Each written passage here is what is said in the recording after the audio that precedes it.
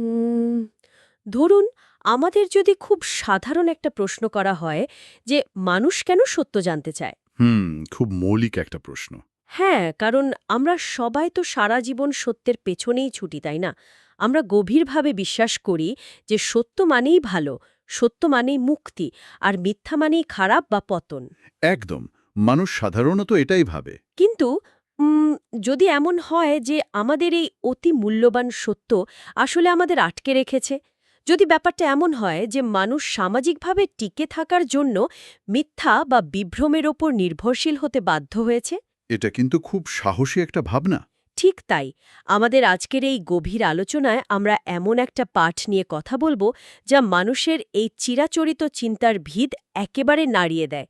আজ আমরা ডুব দিতে যাচ্ছি ফ্রিডরিখ নিটশের লেখা সারা জাগানো বই বিয়ন্ড গুড অ্যান্ড ইভিলের প্রথম খণ্ডের গভীরে, মানে ১ থেকে ২৩ নম্বর অনুচ্ছেদ পর্যন্ত। হুম এবং আমাদের আজকের বিশ্লেষণের লক্ষ্য কিন্তু কোনো নতুন তত্ত্ব প্রতিষ্ঠা করা নয়। রাইট। বরং এটা খুঁজে বের করা যে আমরা যেগুলোকে চিরন্তন সত্য বা পরম নৈতিকতা বলে এতকাল ধরে অন্ধের মতো বিশ্বাস করে এসেছি, সেগুলো কি আসলেই কোনো মহাজাগতিক সত্য, নাকি আমাদের মনের এক অদ্ভুত স্বার্থপর বিভ্রম। আলোচনার শুরুতেই যে প্রশ্নটি তোলা হলো তা মানব ইতিহাসের সবচেয়ে মৌলিক ধারণাগুলোর মূলে সজোরে আঘাত করে। শতাব্দীর পর শতাব্দী ধরে যারা মেটাফিজিশিয়ান, তারা পৃথিবীকে সাদা এবং কালো এই দুই ভাগে ভাগ করে এসেছেন। মানে ওই ভালো আর খারাপের বিভাজন আর কি। হ্যাঁ, তাদের কাছে যা কিছু মহান বা পবিত্র তার উৎস নিশ্চয়ই কোনো ঐশ্বরিক বা চিরস্থায়ী জায়গা থেকে এসেছে। তারা মনে করেন সত্য এবং মিথ্যার মধ্যে কোনো সম্পর্ক থাকতেই পারে না। কিন্তু এই পাঠ তো আমাদের একেবারে গোড়া থেকে সন্দেহ করতে শেখাচ্ছে, তাই না? একদমই তাই। ক্ষণস্থায়ী এই প্রতারণাপূর্ণ পৃথিবীর বাইরে গিয়ে কোনো থিং ইন ইটসেলফ বা বস্তু স্বয়ংয়ের সন্ধান করাটা হয়তো মানুষের এক ধরনের মানসিক পক্ষপাত ছাড়া আর কিছুই নয়। আচ্ছা। সত্যবাদী তার যতই মূল্য থাকুক না কেন, এমনও তো হতে পারে যে আমাদের টিকে থাকার জন্য সেই খারাপ বা মিথ্যা বলে ভাবা জিনিসগুলোরই বেশি প্রয়োজন। ও আচ্ছা, বিপরীত জিনিসগুলোর মধ্যে একটা গভীর যোগসূত্র থাকার এই যে সম্ভাবনা, যাকে পাঠে ডেঞ্জারাস মেবি বা বিপজ্জনক হয়তো বলা হয়েছে, এটাই তো তাহলে সেই নতুন দার্শনিকদের চিন্তার খোরাক, রাইট? ঠিক ধরেছেন।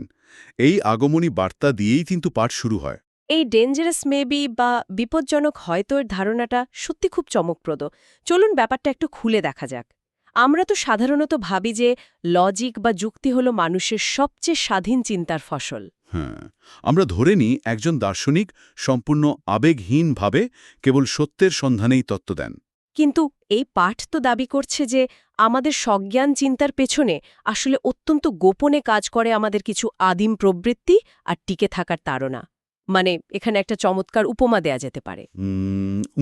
বলুন তো। মানুষ সাধারণত দার্শনিকদের এমন কোনো নিরপেক্ষ বিচারকের মতো ভাবতে ভালোবাসে, যিনি সব পক্ষের প্রমাণ শুনে তারপর একটা রায় দেন। কিন্তু মূল পাঠ বলছে দার্শনিকদের কি আসলেই বিচারক ভাবা উচিত, নাকি তাদের এমন কোনো ধুরন্ধর আইনজীবীর মতো ভাবা উচিত, যিনি আগে থেকেই ঠিক করে রেখেছেন তিনি কোন অপরাধীকে বাঁচাবেন। দারুণ বলেছেন। তারপর তিনি কেবল সেই অনুযায়ী আইনি যুক্তির জাল বুনছেন, তাই তো? একদম। উপমাটি পরিস্থিতিটাকে একদম পরিষ্কার করে দেয়। কোনো ধারণা মিথ্যা মানেই যে সেটা সঙ্গে সঙ্গে বাতিলযোগ্য তা কিন্তু নয়। এখানে মূল প্রশ্নটা সম্পূর্ণ ভিন্ন। প্রশ্নটা কি আসলে? দেখতে হবে সেই মিথ্যা ধারণাটি জীবনকে টিকিয়ে রাখতে কতটা সাহায্য করে। সবচেয়ে মিথ্যে বিচারগুলোই অনেক সময় জীবনের জন্য সবচেয়ে দরকারি। মানুষ যদি বাস্তবতাকে নিজের মতো করে একটু ভুলভাবে না দেখত, তবে এই পৃথিবীতে মানুষের অস্তিত্বই হয়তো থাকত না। আরে বাবাস! তার মানে দার্শনিকদের সততা নিয়ে এখানে একটা বিরাট প্রশ্ন তোলা হয়েছে। ঠিক তাই। তারা নিজেদের এমনভাবে উপস্থাপন করেন যেন সম্পূর্ণ নিরপেক্ষভাবে তারা সত্য খুঁজে পেয়েছেন। কিন্তু একটু গভীরভাবে বিশ্লেষণ করলেই দেখা যায় তাদের দর্শন আসলে তাদের নিজেদেরই আত্মজীবনী। আচ্ছা, মানে পার্সোনাল বায়াস। হ্যাঁ, যেমন ধরুন ইম্যানুয়েল কান্টের ক্যাটেগরিক্যাল ইম্প্যারেটিভ বা সার্বজনীন নৈতিক নিয়মের কথা। হ্যাঁ, উনি তো খুব নিয়মের মানুষ ছিলেন। একদম। কান্ট ব্যক্তিগত জীবনে ছিলেন অত্যন্ত নিয়মনিষ্ঠ এবং রুটিন বাঁধা একজন মানুষ। তার দর্শন কোনো মহাজাগতিক সত্য নয়, বরং এটি তার নিজের ভেতরের শৃঙ্খলার প্রতি তীব্র আকাঙ্ক্ষারই একটা স্বীকারোক্তি মাত্র। ও, বুঝতে পেরেছি। স্পিনোজার জ্যামিতিক দর্শনের বর্মের ক্ষেত্রেও কি ব্যাপারটা একই? তিনি তার দুর্বলতাগুলোকে আড়াল করতেই যেন গণিত ও যুক্তির এমন এক দুর্ভেদ্য দেয়াল তুলেছিলেন। দার্শনিকরা আগে নিজেদের অবচেতন প্রবৃত্তি দিয়ে একটা সিদ্ধান্ত নেন, তারপর সেটিকে সত্য প্রমাণের জন্য যুক্তির অবতারণা করেন। আর ঠিক এই কারণেই তো প্রাচীন গ্রিক দার্শনিক এপিকিউরাস, প্লেটো এবং তার অনুসারীদের তীব্র ভাষায় ব্যঙ্গ করেছিলেন, তাই না? হ্যাঁ, তিনি তাদের ডায়োনিসিওফোলেক্স বলে ডাকতেন। মানে ডায়োনিসিয়াসের চাটুকার বা অভিনেতা আর কি, যার সহজ অর্থ হল তাদের মহান বা নাটকীয় দার্শনিক ভঙ্গির ভেতরে আসল বলে কিছুই নেই। হুম পাঠে তো সেই ব্যঙ্গ যেন চরম আকার ধারণ করেছে। ৮ নম্বর অনুচ্ছেদে বলা হয়েছে, যখন কোনো দার্শনিকের অটল বিশ্বাস মঞ্চে এসে হাজির হয়, তা যেন কোনো পুরনো নাটকে সেই হাস্যকর উক্তির মতো গাধা এসে হাজির হয়েছে, সুন্দর এবং সবচেয়ে শক্তিশালী। একদম। অর্থাৎ দার্শনিক যখন নিজের ব্যক্তিগত জেদকে চূড়ান্ত সত্য বলে দাবি করেন এবং অন্যের ওপর চাপিয়ে দিতে চান, তখন তা অত্যন্ত হাস্যকর একটা রূপ নেয়। ঠিক। আচ্ছা, এর চেয়েও চমকপ্রদ বিষয় হল কিভাবে মানুষ তার নিজেদের অহংকারের ছায়া প্রকৃতির ওপর চাপিয়ে দেয়। স্টোইকদের দর্শনের উদাহরণটা এখানে টানা যায়। স্টোইকদের ওই প্রকৃতির নিয়ম মেনে চলার বিষয়টা। হ্যাঁ, স্টোইকরা বলতেন প্রকৃতির নিয়ম মেনে বাঁচতে হবে। শুনতে খুব ভালো লাগে, তাই না? কিন্তু প্রকৃতি আসলে কেমন? প্রকৃতি তো চরম উদাসীন, অপচয়ী আর নির্মম। ঠিক, প্রকৃতির তো কোনো নির্দিষ্ট নৈতিকতা নেই। স্টোইকরা আসলে প্রকৃতির মতো হতে চায়নি, বরং তারা নিজেদের নৈতিকতা ও আদর্শকেই প্রকৃতির উপর চাপিয়ে দিতে চেয়েছিল। মানে তারা চেয়েছিল প্রকৃতি যেন তাদের নিয়মে চলে। হ্যাঁ, আসলে যে কোনো দর্শনই মূলত এক ধরনের শাসন করার ইচ্ছা, যা পুরো পৃথিবীকে নিজের ছবির আদলে গড়ে তুলতে চায়।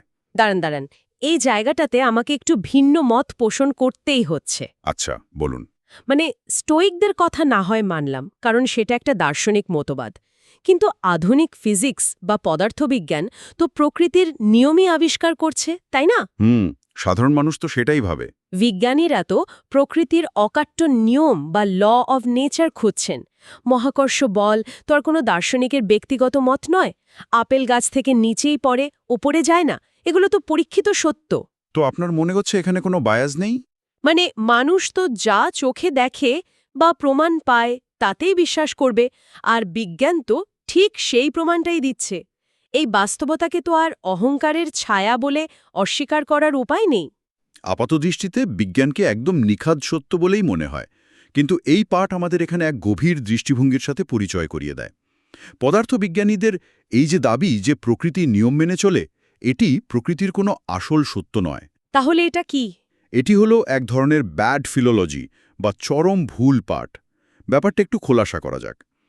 বিজ্ঞানীরা প্রকৃতিকে দেখছেন আধুনিক গণতান্ত্রিক মানসিকতার লেন্স দিয়ে। গণতান্ত্রিক মানসিকতা প্রকৃতির সাথে এর কি সম্পর্ক? আধুনিক মানুষ যেমন বিশ্বাস করে যে সবাই আইনের চোখে সমান, বিজ্ঞানীরাও ঠিক সেই ভাবনাটাই প্রকৃতির ওপর বসিয়ে দিয়েছেন।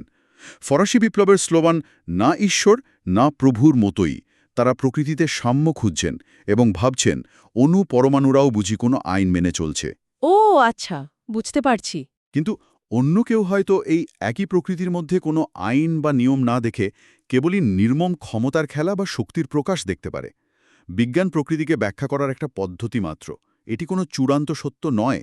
রাইট। অনুচ্ছেদ ১৪তে তো এই কথাই বলা হয়েছে যে ফিজিক্স হল ইন্দ্রিয় নির্ভর মানুষদের জন্য একটা সুবিধাজনক ব্যাখ্যা মাত্র। প্লেটো কিন্তু ইন্দ্রিয়ের এই উচ্ছৃঙ্খল ভিড়কে বিমূর্ত চিন্তা দিয়ে নিয়ন্ত্রণ করতে চেয়েছিলেন, কারণ তিনি জানতেন শুধু ইন্দ্রিয় দিয়ে চূড়ান্ত সত্য পাওয়া যায় না। একদমই তাই। তার মানে দাঁড়াচ্ছে আধুনিক মানুষ যাকে নিরেট বাস্তবতা বলছে তা আসলে তার নিজস্ব চিন্তার গণ্ডির একটা সাময়িক রূপ মাত্র। এটা একটা ব্যাখ্যা, সত্য নয়। হ্যাঁ।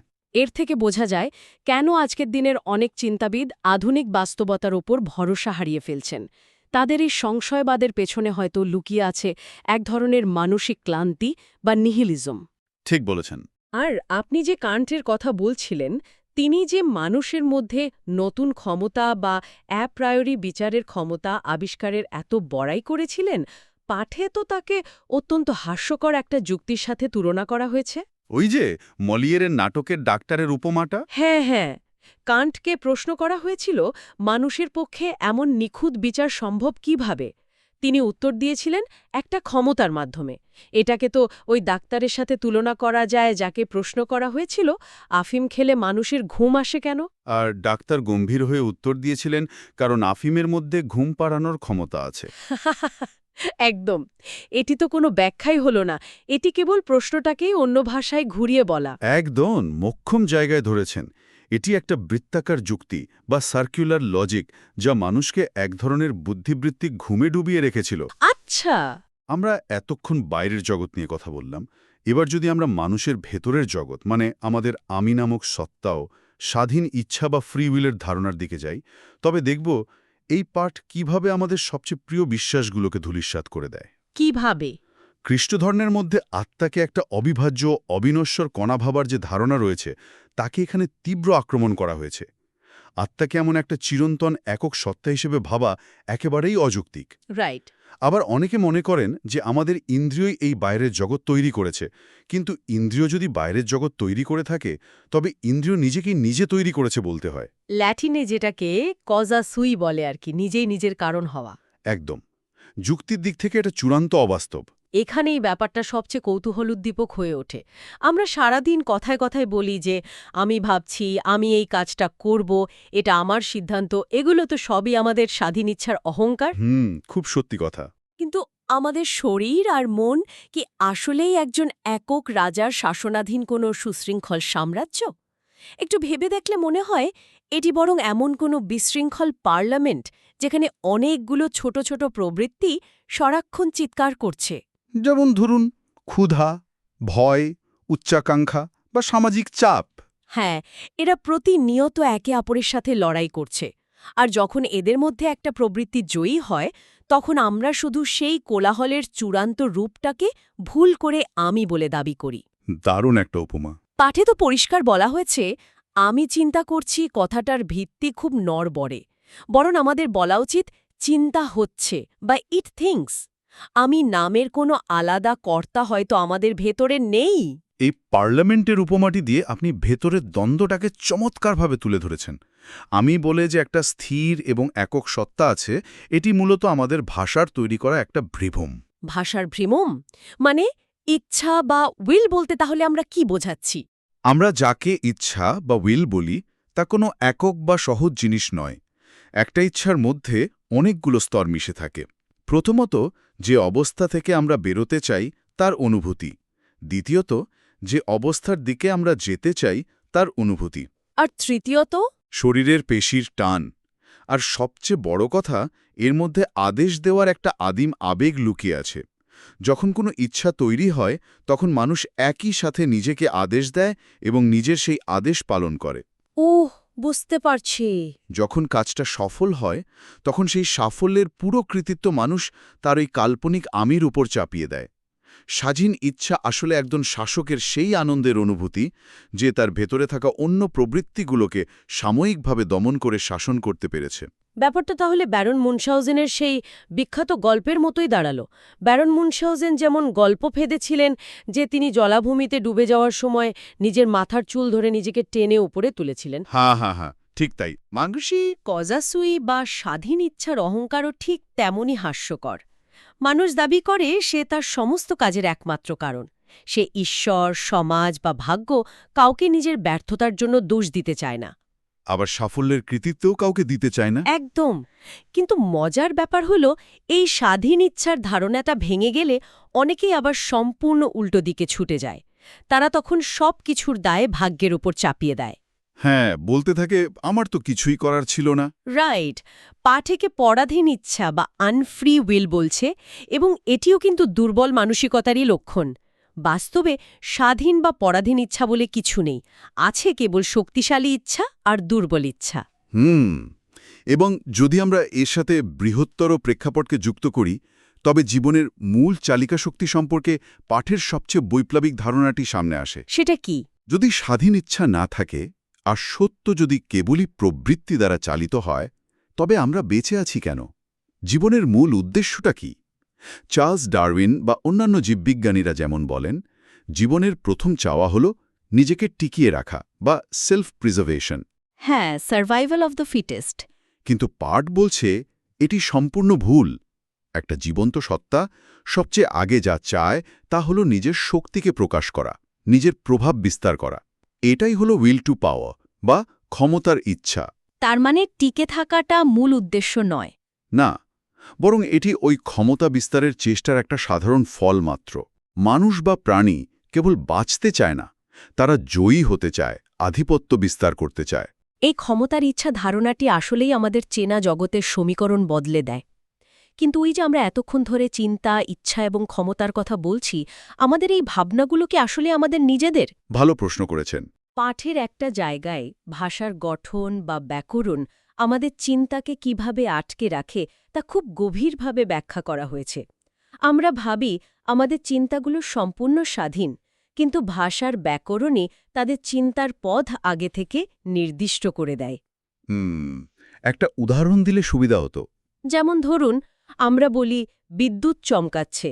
এখানে ব্যাকরণের নিয়মে আমরা ধরে নিই বিদ্যুৎ হলো একটা কর্তা, আর চমকানো হলো তার কাজ। সাবজেক্ট আর ভালভ। অথচ বাস্তবে চমকানো ব্যাপারটাই তো বিদ্যুৎ। কর্তা আর কাজ বলে আলাদা কিছু নেই। এই যে কর্তা বা সাবজেক্ট খোঁজার প্রবণতা, এটাই আমাদের আমি বা ঈশ্বর খোঁজার দিকে ঠেলে দেয়। একদম ঠিক। ভারতীয়, গ্রিক আর জার্মান দর্শনের মধ্যে এত মিল থাকার মূল কারণ তাদের চিন্তার মিল নয়, বরং তাদের ভাষার গঠনতন্ত্রের মিল। জন লক তো বলেছিলেন মানুষের ধারণা কেবল অভিজ্ঞতা থেকে আসে। হ্যাঁ, কিন্তু এই পাঠ তাকে সরাসরি অস্বীকার করে বলছে ভাষা মানুষের চিন্তাকে আগেভাগেই একটা নির্দিষ্ট ছাঁচে ফেলে দেয়। ভাষার এই শেকল কিভাবে আমাদের মানসিকতাকে নিয়ন্ত্রণ করছে তা বোঝাটা অত্যন্ত জরুরি। আর ঠিক এই জায়গা থেকেই তো আমরা সাইকোলজি বা মনোবিজ্ঞানের ভবিষ্যৎ নিয়ে একটা যুগান্তকারী দৃষ্টিভঙ্গি পাই, তাই না? হ্যাঁ, পাঠ দাবি করছে বর্তমানের মনোবিজ্ঞান নৈতিকতার ভয় কুঁচকে আছে। মানুষ নৈতিকতার পুরনো শেকলে এমনভাবে বাঁধা যে সে নিজের ভেতরের অন্ধকার দিকগুলোর দিকে তাকাতেও ভয় পায়। আচ্ছা। একজন সত্যিকারের মনোবিজ্ঞানীকে বুঝতে হবে যে ঘৃণা, ঈর্ষা, লোভ বা আধিপত্য বিস্তারের ইচ্ছার মতো প্রবৃত্তিগুলো ও জীবনের অর্থনীতির জন্য অত্যন্ত প্রয়োজনীয়। মানে এগুলো কোনো পাপ নয়? না, এগুলো কোনো খারাপ বা পাপ নয়, বরং জীবনকে টিকিয়ে রাখতে এবং আরও শক্তিশালী করে তুলতে এগুলোর প্রয়োজন রয়েছে। কিন্তু সাধারণ মানুষের কাছে এই সত্যগুলো হজম করা তো রীতিমতো ভয়ঙ্কর। মানুষ তো নিজেকে মহান, দয়ালু এবং নৈতিক ভাবতে ভালোবাসে। তাদের কাছে যদি বলা হয় তোমার ভেতরের লোভ আর হিংসাই তোমাকে টিকিয়ে রেখেছে, তবে তাদের তো সমুদ্র যাত্রায় বমি দমি ভাব বা সিকনেস আসার মতো অস্বস্তিকর অবস্থা হবে। হাহা, অস্বস্তি হওয়াটাই স্বাভাবিক। এই নতুন এবং বিপজ্জনক জ্ঞানের জগতে প্রবেশ করা সাধারণ মানুষের জন্য ভীতিকর। কিন্তু পাঠ বলছে একবার যদি কোনো অভিযাত্রী এই সত্যের সমুদ্রে নৌকা ভাসিয়ে দেয়, তবে তাকে পুরনো নৈতিকতার মায়া চিরতরে ভেঙে ফেলতে হবে। দাঁত চেপে চোখ খোলা রেখে শক্ত হাতে হাল ধরতে হবে। দারুণ বলেছেন। আর যে মনোবিজ্ঞানী এই প্রচলিত নৈতিকতার ভয়কে জয় করে মানুষের মনের গভীরে থাকা আসল প্রবৃত্তিগুলোকে স্বীকার করে নেবেন, তিনিই মনোবিজ্ঞানকে পুনরায় সব বিজ্ঞানের রানী হিসেবে প্রতিষ্ঠা করবেন। কারণ আপনি ফিজিক্স পড়ুন আর দর্শন, সব বিজ্ঞানী শেষ পর্যন্ত এই মানুষের মনের প্রবৃত্তিগুলো থেকেই জন্ম নিচ্ছে। তাহলে এই পুরো গভীর আলোচনাটি থেকে আমরা কি নির্যাস পাই? আজকের এই বিশ্লেষণ আমাদের শেখায় যে আমরা যেগুলোকে চিরন্তন সত্য, পরম নৈতিকতা বা প্রকৃতির অকাট্য নিয়ম বলে এতকাল অহংকার করে এসেছি, তা আসলেই পৃথিবীতে টিকে থাকার জন্য মানুষের নিজেরই তৈরি করা কিছু দরকারি বিভ্রম মাত্র। ঠিক তাই। আমাদের চিন্তার স্বাধীনতা থেকে শুরু করে আমাদের নিজেদের আমি সত্তা পর্যন্ত সবকিছুই তীব্রভাবে প্রশ্নবিদ্ধ। আমরা মূলত আমাদের ভাষার দাস এবং আমাদের ভেতরে সেই আদিম ক্ষমতার ইচ্ছার হাতের পুতুল। এবং সবচেয়ে গুরুত্বপূর্ণ বিষয় হল এই পাঠের উদ্দেশ্য আমাদের হাতে কোনো চূড়ান্ত সমাধান বা নতুন ধর্মগ্রন্থ ধরিয়ে দেওয়া নয়। এর উদ্দেশ্য হল আমাদের প্রশ্ন করতে শেখানো, হাতুড়ি দিয়ে আমাদের বিশ্বাসগুলোর মূলে আঘাত করা। এটা দেখানো যে আমাদের সবচেয়ে নিশ্চিত জ্ঞানগুলো আসলে কত ঠুনকো ভিত্তির ওপর দাঁড়িয়ে আছে। আজকের আলোচনা শেষে একটা বিষয় সত্যি ভাবার মতো। কে সেটা? আমরা দেখলাম কিভাবে আমাদের ভাষার ব্যাকরণ, আমাদের বিশেষ্য বা কর্তা হিসাবে ব্যবহৃত শব্দগুলো আমাদের চিন্তাকে নির্দিষ্ট একটা ছাঁচে বন্দি করে রাখে। এখন একবার কল্পনা করুন তো, আমরা যদি এমন একটা সম্পূর্ণ নতুন ভাষা আবিষ্কার করতে পারতাম, যেখানে কোনো আমি, তুমি বা বস্তুর নাম নেই, যেখানে আছে কেবল প্রবাহ বা কাজ, তবে কি আমরা এই বাস্তবতা বা মহাবিশ্বকে সম্পূর্ণ ভিন্ন কোনো রূপে দেখতে পেতাম? আরে বাস, এটা তো একটা অদ্ভুত সুন্দর ভাবনা। নতুন করে লেখা হবে। হয়তো আমাদের আগামী দিনের বিজ্ঞান বা দর্শন সেই নতুন ভাষার ভেতর দিয়েই জন্ম নেবে। ভাবুন তো। আমাদের আজকের এই গভীর আলোচনা এখানেই শেষ করছি। নতুন কোনো চিন্তার জগৎ নিয়ে